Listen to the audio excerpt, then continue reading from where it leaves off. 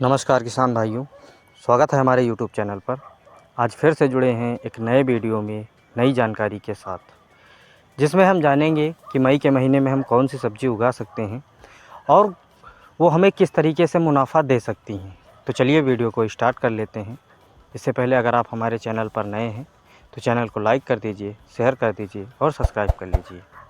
चलिए हम सबसे पहले बात करते हैं कौन सी सब्ज़ी उगा सकते हैं।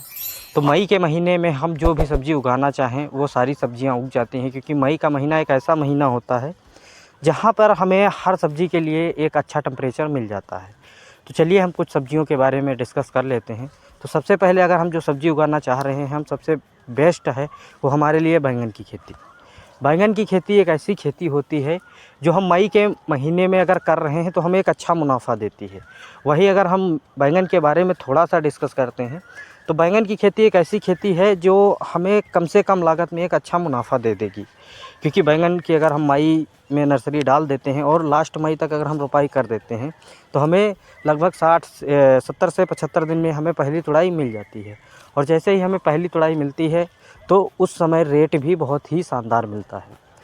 और ये एक ऐसी सब्ज़ी होती है बैंगन जो हमें लगातार कंटिन्यू हम नवंबर से दिसंबर तक ले जा सकते हैं, जिससे हमें मुनाफा भी बेहतर मिलता है।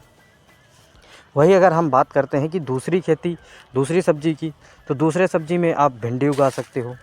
भिंडी भी आपकी एक ऐसी सब्ज़ी है जो आपको लगातार लोगों की पसंद भी बनी रहती है, जो मार्केट में अपना 40 रुपये से कम बिकना ही नहीं होता है, क्योंकि भिंडी आप जानते हैं कि सबसे कम लागत में तैयार हो जाती है। भिंडी की आप बुआई कर दीजिए, सिंचाई करते रहिए, खाद देना है तो दे दीजिए, आपको 45 से 50 दिन में पहली तुड़ाई मिलना शुरू हो जाती है। और जब से तुड़ाई शुरू हो जाएगी तब से आप हमेशा उसमें कंटिन्यू काम करते रहें, तुड़ाई करते रहें, सिंचाई देते रहें और एक अच्छा मुनाफा कमा सकते हैं, जो आपकी ये लगभग अगस्त से सितंबर तक आराम से चल जाएगी। वही अगर हम तीसरी सब्ज़ी के बारे में बात करते हैं तो तीसरी सब्ज़ी में आप खीरा उगा सकते हैं। खीरा एक भी बहुत ही शानदार आपको लाभ देगा। जैसे खीरा की बात करते हैं तो खीरा जब आप लगा दोगे तो 45 से 50 दिन बाद आपको तुड़ाई मिलना शुरू हो जाएगा। और खीरे में आपको थोड़ा सा एफ़र्ट देना पड़ेगा। एफ़र्ट ये देना पड़ेगा कि आपको बेड बनाना पड़ेगा, नालियों बनानी पड़ेंगी, साथ में उसमें लग के काम करना पड़ेगा। तो इसलिए खीरा भी एक बढ़िया सब्ज़ी है जिससे आप अच्छे से अच्छा मुनाफा कमाने के लिए लगा सकते हैं।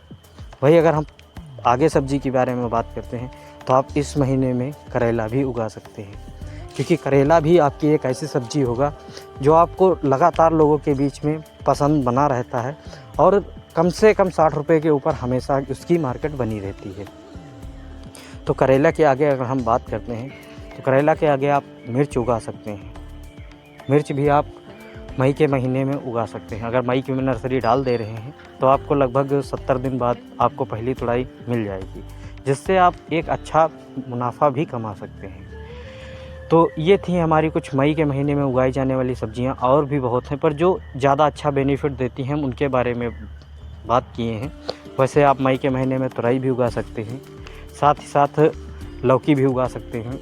लौकी के बाद आप कद्दू भी उगा सकते हैं। कद्दू के बाद आप बात करें तो प्याज भी उगाना चाहें तो प्याज भी आप उगा सकते हैं।